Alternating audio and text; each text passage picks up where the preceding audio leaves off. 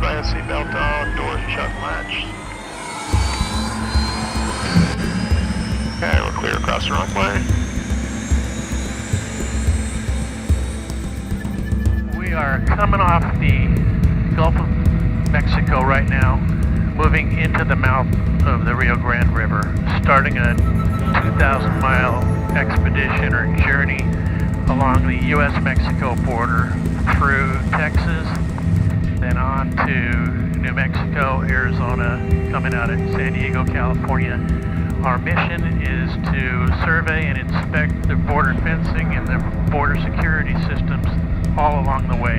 What all would be involved with trying to build what President Trump has called a big, beautiful wall. Along much of the border as we were flying along, I didn't know where the border was, especially in Texas, because there is no fence, there's no barrier. The only thing we had to guide us, basically, was inside the helicopter. We had a software system hooked up to our video camera, so I could look at the video screen and it showed a red line delineating where the border is based on GPS markings. The border in Texas follows the Rio Grande the entire length of the state. It's over 1,200 miles. It's more than half of the entire U.S.-Mexico border. My assignment was to drive the whole extent of the U.S.-Mexico border. We started in the Gulf of Mexico. From there, we just headed west.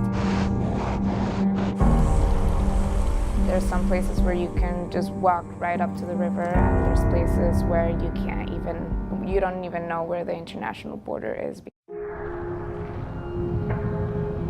As you fly up this river and you look out over it, the sheer length of it just seems overwhelming. Right now we've got a whole flock of birds taking off on the ground. Looks like vultures. So we are descending now onto what almost certainly is the first sign of a border fence. There's 650 miles or so of fencing, the whole 2,000-mile border. 300 miles are vehicle barriers.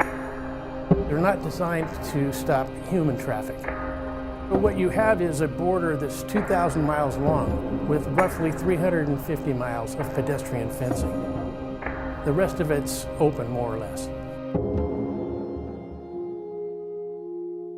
There's a distinction that's kind of getting lost in the political debate about this whole thing, and that is people are now referring to the fence that exists as a wall, and it's not a wall. The wall that the president has called for is 20 feet at least, and more likely 30 feet tall. The existing fencing at the very highest is 18 feet, much of it's 15 feet, and there's only 300 miles of that. So for me, something that I think surprises a lot of people is that the border, you think of it as this dangerous, dark place that, kind of feels sketchy or that you're afraid to be in. But most of these places are just regular small towns, cities, and if there wasn't a 15, 18 feet fence, next to them, you wouldn't know that you're in the border. One of the things that was really driven home by this trip was just the immense distances we're talking about, but also the incredible topography.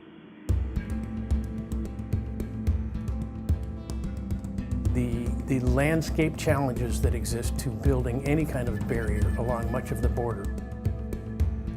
This is the Big Bend National Park. It is the largest protected area of Chihuahuan Desert in the country.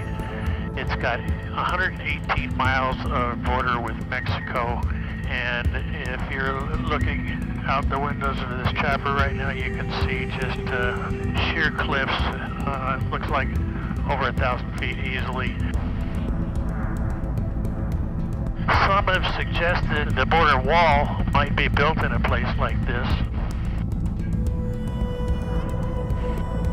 It seems unrealistic because of the topography and the sheer distances. You're looking for scores of miles without seeing anything really.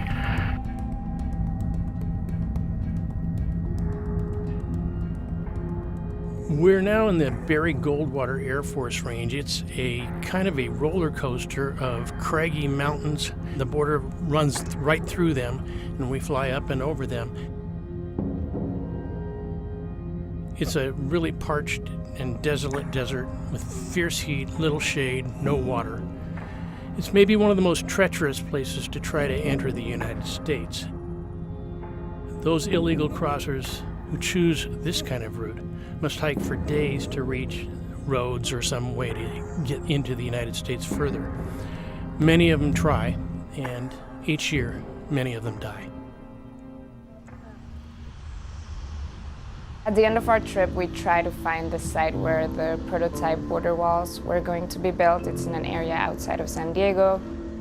We had a map, and we took a dirt road. We were stopped by Border Patrol.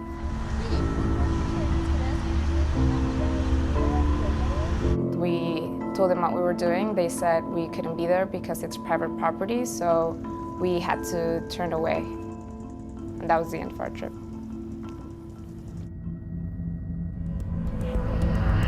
This is the end of the line.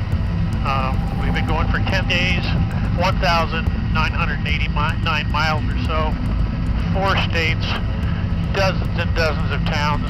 We've covered 653 miles of existing fence. We've seen so far 0 suspected illegal immigrants or smugglers crossing the border, and we've seen 0 people being apprehended by the Border Patrol during this trip. We're now coming up to the Pacific Ocean. Here, a fence goes out to sea, but obviously can't ride the surf, so after it gets out of ways, it stops. Now, the question remains, will a wall get built? Where will a wall get built? What kind of wall will get built? How much it will cost? And what collateral impacts there may be? All those questions remain unanswered. It will be up to Congress, the President, and the American people to decide exactly how all this plays out.